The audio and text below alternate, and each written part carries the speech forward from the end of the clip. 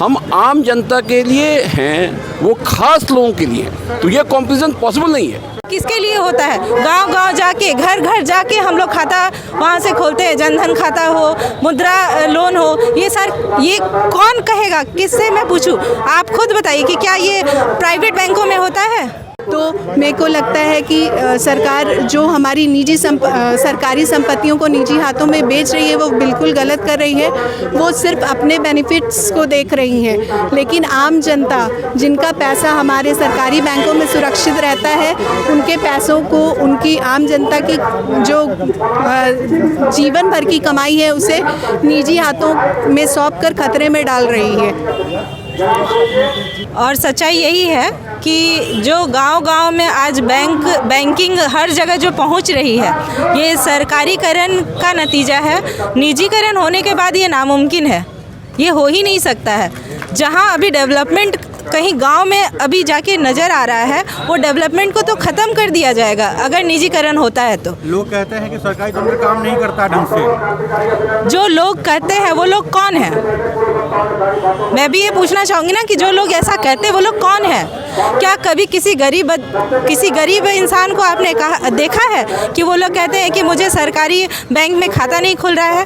यहाँ सरकार ने खुद ये जो सरकारी बैंकें हैं उन्हें इतना सारा योजनाओं को जो कि योजनाएं देते हैं जिसको कि हम लोग उसको पूरा करते हैं। वो किसके लिए होता है? गांव-गांव जाके, घर-घर जाके हम लोग खाता वहाँ से खोलते हैं। जनधन खाता हो, मुद्रा लोन हो, ये कौन कहेगा? किससे मैं पूछूं? आप खुद बताइए कि क्या ये प्राइवेट बैंकों में होता है? छोटा मुद्रा लोन 50,000 का हो चाहे 2 लाख का हो, ये मिल जाता है आसानी से। तो आसानी से मिलता है तो वो दिखना भी चाहिए ना सर। वो वही तो बोल रही हूँ कि क्या गांव के लोग बोलते हैं उन्हें 50,000 60,000 क्या देगी? क्या प्राइवेट बैंक दे सकती है? नहीं दे सकती है, क्योंकि जो लोग 25,000 मिनिमम बैलेंस का दावा करते हैं, 15,000 जो 500 रुपया दिन का कमा नहीं सकते हैं, वो 25,000 कहाँ से रखेंगे सर? मुझे भी बताइए और हमें भी बताइए कि ऐसे लोग क्या आपको मिल सकते हैं? मैं राजीव श्याम सिंह हूँ, मैं स्टेट बैंक में चीफ मैनेजर हूँ। जो आपने सवाल पूछा कि जो निजीकरण होगा तो इसका आम आदमी पर क्या असर पड़ेगा, इस संदर्भ में मैं आपको बताना चाहूँगा राष्ट्रीयकरण आखिर क्यों हुआ था, बैंकों का राष्ट्रीयकरण क्यों हुआ था। उसके 2 ऑब्जेक्टिव थे, एक तो सोशल ऑब्जेक्टिव थे और दूसरे कमर्शियल ऑब्जेक्टिव थे। जब राष्ट्रीयकरण हुआ था तो 1969 और 1980 में बैंक की ब्रांचेस की संख्या लगभग 8,000 थी, जो आज 1,56,000 के आसपास है। हम लोगों ने किया क्या? राष्ट्रीयकरण हुआ तो हुआ क्या? एक ऐसा तबका जिसको कोई बैंकिंग की सुविधा उपलब्ध नहीं थी, जिसको कोई क्रेडिट की सुविधा उपलब्ध नहीं थी, जिसको कोई लोन उपलब्ध नहीं कराता था, उन सारे लोगों तक आज पहुंच जो बैंक्स की बनी है और बैंकों के कारण जो आम जनता को इस तरह का क्रेडिट मिला है, वो सिर्फ और सिर्फ एक ही कारण से हुआ कि वो राष्ट्रीयकरण हुआ। क्या ये ऑब्जेक्टिव खत्म हो गया? ये ऑब्जेक्टिव आज भी है। प्राइवेटाइजेशन से क्या फ़ायदा होना है? अगर आप कंपेयर करेंगे, सरकार कहती है कि हमारी इफ़िशियंसी जो लेवल है वो प्राइवेट बैंक के इफ़िशियंसी लेवल से कम है, तो ये कोई कंपैरिजन है ही नहीं। हमारे साथ आज आप अगर ध्यान देंगे, जनधन योजना के तहत जो अकाउंट्स खुले, 97% अकाउंट सिर्फ और सिर्फ पब्लिक सेक्टर बैंक के साथ है। जितने भी एसएचजी हैं उसका 90% एसएचजी राष्ट्रीयकृत बैंकों के साथ है। सर, अक्सर इल्ज़ाम लगता है कि सरकारी बैंक हैं वो लोग काम बहुत अच्छे से नहीं करते हैं, कस्टमर को अच्छे ट्रीट नहीं करते हैं, ये सब इल्ज़ाम लगता रहा है। क्या कहिएगा इस पर? मेरा इस संदर्भ में सिर्फ इतना ही कहना है कि हमारा कस्टमर बेस देखा जाए।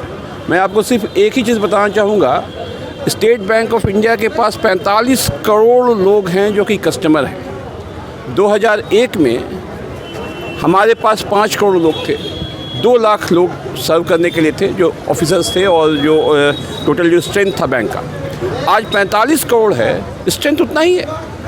You can just imagine.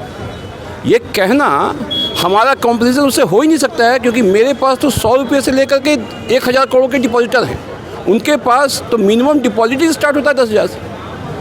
हम आम जनता के लिए हैं, वो खास लोगों के लिए हैं, तो ये कंपैरिजन पॉसिबल नहीं है। और हो भी जाता है, कहीं ना कहीं हम लोगों को सेवा देने वाले हैं, क्या फ़र्क पड़ जाएगा? आप लोग काफ़ी जीवन में क्या नहीं, हम लोग के जीवन में तो कोई, चूँकि भैया आप अगर कहीं देखे होंगे, किसी भी बैंक में आप चले जाएं तो 10 से लेकर के 5 तक किसी को कभी किसी ने बैठा हुआ देखा है क्या?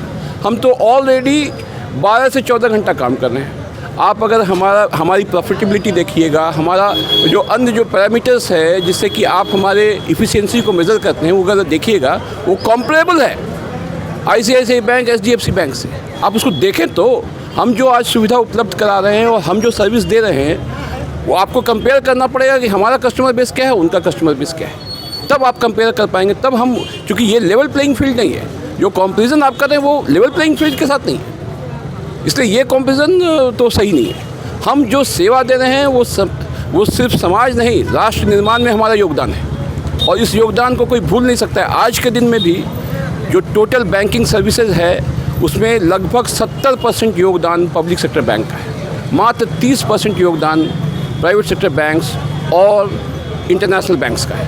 यू कैन जस्ट इमेजिन कि क्या हम लोगों ने कंट्रीब्यूशन दिया है देश के डेवलपमेंट में, देश के विकास में, ये देखा जाना चाहिए। और जहाँ तक बाकी चीज़ों का सवाल है तो आप बाकी चीज़ों से कंपेयर कीजिए ना, तब पता चलेगा कि हम लोगों ने क्या कंट्रीब्यूट किया है।